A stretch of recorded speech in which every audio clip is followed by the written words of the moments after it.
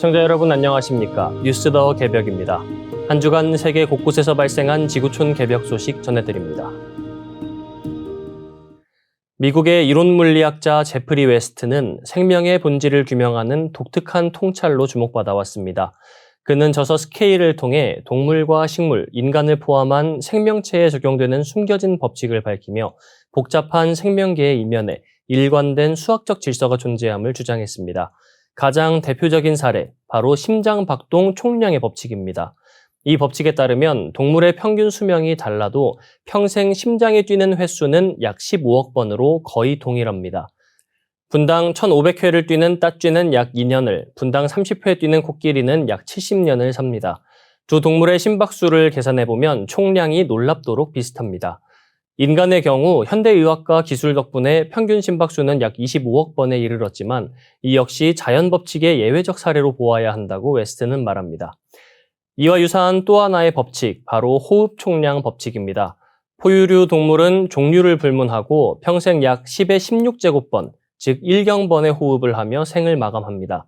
수명이 짧은 동물일수록 빠른 호흡을, 수명이 긴 동물일수록 느린 호흡을 유지합니다. 생명이란 결국 정해진 에너지 소비 총량을 분배하며 살아가는 셈입니다. 웨스트는 이러한 법칙들이 단순한 우연이 아니라 에너지 대사와 물리적 한계로부터 비롯된 수학적 패턴임을 강조합니다. 그는 이를 4분의 1 지수 스케일링 법칙으로 설명하는데요.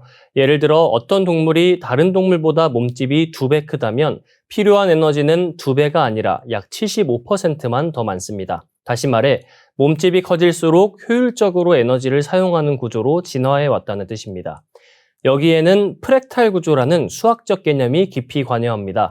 나뭇가지나 혈관처럼 반복되는 자기유사 패턴이 생명체 내부에 형성되며 이를 통해 생명은 최소의 에너지로 최대한의 순환과 전달을 이뤄냅니다. 결국 크기, 심박수, 호흡, 대사, 수명 등 생명의 다양한 요소가 일정한 비율로 연결되는 이유는 프랙탈이라는 숨은 질서 때문이라는 설명입니다. 수많은 생명체들이 개별적인 존재 같지만 그 생장과 소멸에는 자연이 숨겨놓은 정교한 수학과 생명의 신비가 녹아 있습니다. 특히 모든 포유류의 심박수가 15억 번이라는 데에서는 15수에 주목하게 되는데요. 우주 창조의 설계도인 하도의 중심에 있는 10토와 5토는 천지 안에 있는 모든 생명의 부모인 상제님과 태모님 자리입니다. 생명을 낳고 기르는 우주 일련을 지속적으로 돌아가게 하는 천지조화의 본원인 중앙 50토의 수가 심박수 15억 번에도 적용된다는 것은 동양 상수 철학의 신비한 법칙을 다시 한번 떠올리게 합니다. 사람은 매년 조금씩 늙는 것이 아니라 50세 전후를 기점으로 급격한 노화 전환점을 맞이한다는 연구 결과가 나왔습니다. 이 같은 결과는 중국과학원 동물학연구소의 류광희 연구팀이 발표했으며 국제학술지 셀 최신호에 게재됐습니다. 연구팀은 뇌 손상으로 사망한 14세부터 68세까지의 중국계 성인 76명의 장기 조직을 정밀 분석했습니다. 분석 대상은 심혈관계, 면역계, 소화계 등 8개 주요 기관의 장기 조직이었으며 나이별 단백질 구성 변화에 집중했습니다. 그 결과 질병과 관련된 단백질 48가지의 수치가 연령 증가에 따라 점진적으로 증가한다는 사실이 드러났습니다.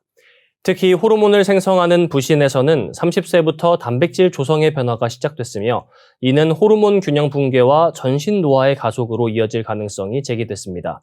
가장 큰 변화는 45세에서 55세 사이에 나타났습니다. 이 시기 심장에서 온몸으로 산소를 공급하는 대동맥을 포함한 조직에서 단백질 수치가 급변했고 특히 GAS6라는 단백질은 노화를 유발하는 핵심 인자로 관측됐습니다. GAS6는 생쥐 실험에서도 같은 반응을 보였습니다. 이 단백질을 생쥐에 주입하자 노화가 빠르게 진행됐으며 GAS6가 혈관을 통해 몸 전체로 퍼져 전신 노화를 유도할 수 있다는 가설도 제시됐습니다. 연구팀은 GAS6 외에도 이와 유사한 노화 촉진 단백질 후보군도 추가로 확인했다고 밝혔습니다. 류광희 연구원은 이번 연구는 사람의 노화가 선형적이 아닌 50세 전후에서 가속되는 비선형적 패턴을 보여준다고 설명했습니다. 그는 더 많은 데이터가 축적된다면 공통된 노화 경로를 파악할 수 있을 것이라고 전망했습니다. 이번 연구 결과는 미국 스탠퍼드대의 선행 연구와도 일치합니다. 스탠퍼드 의대 마이클 스나이더 박사는 앞서 44세와 60세를 인간 노화의 변곡점으로 지적한 바 있으며 이번 중국 연구에 대해 기존 데이터와 매우 잘 부합하며 호르몬과 신진대사 조절의 중요성을 강조한 개념과도 일치한다고 평가했습니다. 전문가들은 이번 연구가 노화의 정확한 시기와 메커니즘을 밝히는 데 중요한 단서가 될 수 있다고 보고 있습니다. 중국의 5세대 스텔스 전투기 J-20이 최근 대한해협 동수로를 통과했으나 한국과 일본 군 당국 모두 이를 탐지하지 못한 것으로 보인다는 보도가 나왔습니다. 홍콩 사우스차이나 모닝포스트는 중국 관영방송 CCTV가 지난 7월 27일 방영한 군사 특집 시리즈를 인용해 이 같은 내용을 전했습니다. 방송에 따르면 중국 공군의 엘리트 부대인 제1항공여단이 바시 해협과 대한해협 상공에서 임무를 수행하며 대만 주변을 순찰 중인 장면이 포함됐습니다. CCTV는 전투기 기종이나 정확한 작전 시점을 공개하지 않았지만 영상 곳곳에 등장한 기체는 J-20으로 추정되며 해당 부대가 J-20을 가장 먼저 배치한 부대라는 점에서 사실상 J-20이 이번 임무를 수행한 것으로 보인다고 SCMP는 분석했습니다. 특히 주목할 점은 J-20이 통과한 대한해협 동쪽 수로가 한국과 일본의 방공식별 구역 내에 있다는 점입니다. 이 지역은 한미일 3국의 첨단 레이더 시스템, 특히 고고도 미사일 방어체계 등 주요 감시망이 집중된 전략 요충지입니다. 그럼에도 불구하고 한일 양국이 J-20의 통과를 탐지하지 못한 것으로 보인다는 사실이 알려지며 중국 내에서는 자국 스텔스 기술의 우수성을 강조하는 반응이 확산되고 있습니다. 중국 군사 블로거 달란 샤오스는 쓰시마 해협 전역이 한국과 일본의 레이더 감시 범위에 들어감에도 불구하고 J-20이 포착되지 않았다면 이는 스텔스 성능이 실전 수준에 도달했음을 의미한다고 주장했습니다. 중국은 지난 8월 1일 J-20 임무를 공개했으며 일부 전문가들은 이를 일본을 겨냥한 전략적 메시지로 해석하고 있습니다. 최근 양국은 동중국해 상공에서 군용기 근접 비행을 두고 날선 공방을 주고받은 바 있습니다. J-20은 2017년부터 실전 배치된 중국 최초의 5세대 스텔스 전투기로 미국의 F-22, F-35와 견줄 수 있는 기체로 평가됩니다. 쐐기형 노즈, 내부 무장창, 레이더 반사 최소화를 위한 곡선 설계 등 최신 스텔스 기술이 적용돼 있으며 현재 연간 약 120대가 생산 중이고 올해 말까지 약 400대가 실전 배치될 예정입니다.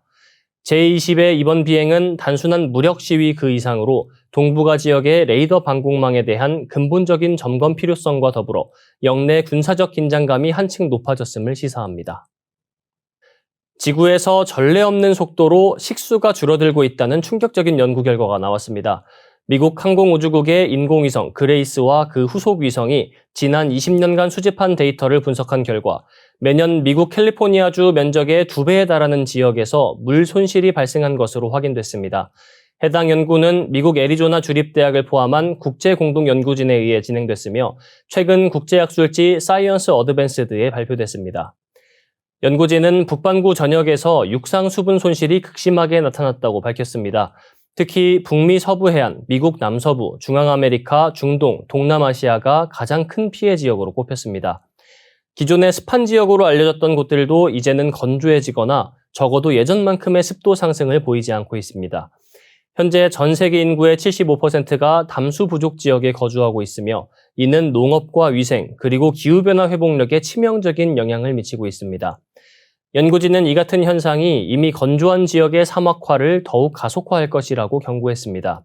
눈여겨볼 점은 이 물 손실이 단순한 강수량 부족뿐만 아니라 지하수의 과잉 사용에서 기인한다는 점입니다. 특히 캘리포니아처럼 지하수를 지속적으로 퍼올리는 지역에서는 지역뿐 아니라 전 세계 식량 안보까지 위협하고 있다는 분석입니다. 연구진은 지하수의 과잉 사용이 육상 저수량 감소 속도에 가장 큰 영향을 미친다며 기온 상승 효과를 더욱 악화시키는 요인이라고 지적했습니다. 더불어 이번 연구는 지구의 해수면 상승 원인 중 하나로 빙하의 융해보다 육지의 물 손실이 더 큰 영향을 미치고 있다고 밝혀 주목을 끌고 있습니다. 전문가들은 이러한 위기를 막기 위해서는 기후변화 대응만큼이나 수자원의 효율적이고 지속가능한 관리가 절실하다고 강조하고 있습니다. 지구의 식수가 매년 눈에 띄게 사라지고 있는 지금, 이는 단지 미래 세대의 문제가 아닌 오늘날 인류가 직면한 실존적 위기임을 다시 한번 보여주고 있습니다. 이상으로 뉴스 더 개병 마치겠습니다. 시청해주신 여러분 고맙습니다.